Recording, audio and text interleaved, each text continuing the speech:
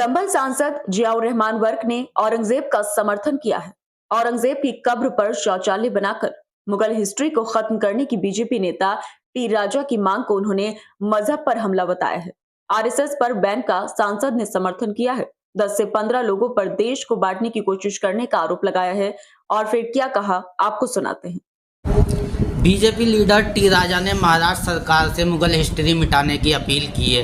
उन्होंने कहा है औरंगजेब की कब्र तोड़कर वहां शौचालय बना देना चाहिए। घटिया निंदनीय सोच है इस प्रकार की बात करना कि जो गलत अल्फाज किए गए हैं। मैं फिर से कहूँगा कि हमारा मज़हब तो ये नहीं सिखाता कि किसी के दूसरे के मज़हब के बारे में गलत अल्फाज कर करके उनका अपमान करें, लेकिन हम ये भी चीज़ हमें बर्दाश्त नहीं है कि आप हमारे मज़हब के सिलसिले में गलत अल्फाज कह करके हमें वो करो। तो ये घटिया निंदित सोच इस प्रकार की जिन लोगों की है गलत है, और मैं उसकी कड़े शब्दों के अंदर निंदा करता हूँ, मजम्मत करता हूँ, और जनता से मैं आह्वान करता हूँ ऐसे लोगों को चुनाव के अंदर आप लोग को सबक सिखाएं। जहाँ तक इतिहास ख़त्म करने की बात है, इतिहास आप दो इस पर सवाल बनते हैं। एक तो इतिहास अगर आप ख़त्म कर दोगे तो हासिल क्या होगा, मुझे इस बात का जवाब दें। देश की जनता का क्या हासिल मिलेगा? क्या इतिहास ख़त्म करने से क्या देश की जनता को रोज़गार मिलेगा? क्या इतिहास ख़त्म करने से क्या महंगाई ख़त्म होगी? इतिहास ख़त्म करने से क्या लोगों की तरक्की होगी? रोज़गार और स्वास्थ्य व्यवस्थाएँ, एजुकेशन की फैसिलिटीज़ क्या उसमें बढ़ेंगी? तो कुछ नहीं होने वाला। सिर्फ और सिर्फ लोगों का माइंड डाइवर्ट ज़रूर हो सकता है, और माइंड डाइवर्ट से कुछ देश की तरक्की नहीं होने वाली। इसलिए मैं यही कहूँगा कि इन सारी बातों का कोई मकसद नहीं है। सिर्फ और सिर्फ लोगों को आपस में बांटना है, और लोगों को बांटने का काम और लोगों ने भी किया है। इसलिए हमें उस रास्ते पर नहीं चलना। आरएसएस बैन की मांग उठ रही है, कुछ लोग समर्थन कर रहे हैं, कुछ लोग विरोध में हैं। आपका क्या मानना है?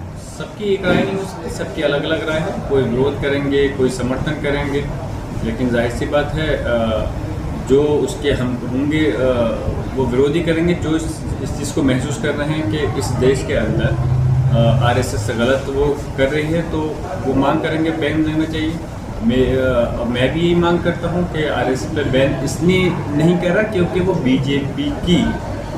बीजेपी उससे निकली हुई है, बल्कि आरएसएस बीजेपी से नहीं निकली, बीजेपी उससे निकली। मैं इसलिए कह रहा हूँ क्योंकि जिस प्रकार की चीज़ें लोगों को आपस में बांटने का उसके प्रति काम चल रहा है, इस पॉइंट ऑफ व्यू का आरएसएस पे बैन लगना चाहिए।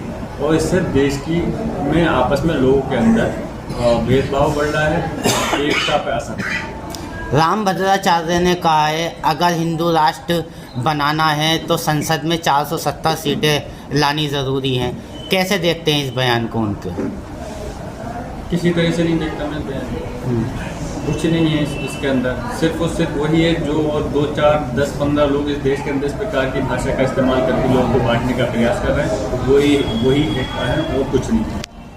470 सीटें ये जीत कर नहीं, ना तो जीत सकते हैं और न ही इस देश को कोई धार्मिक राष्ट्र बनाया जा सकता है। इस देश के अंदर ये किसी धर्म के प्रति राष्ट्र बनाना, ये समझिए उसी तरह से है कि जो हमारे बुजुर्ग, उसमें बुजुर्गों में ऐसा नहीं है जिन्होंने आज़ादी की लड़ाई में हिस्सा लिया। सिर्फ मुसलमान हैं, हिंदू समाज के भी हमारे भाई हैं जिन्होंने हिस्सा लिया था, उनका अपमान है क्या? अगर उन्होंने जो संविधान हमारा बनाया है एक धर्म के, किसी एक धर्म के लिए नहीं, तो उसके प्रति इस प्रकार की बातें करना ये चीज़ गलत है।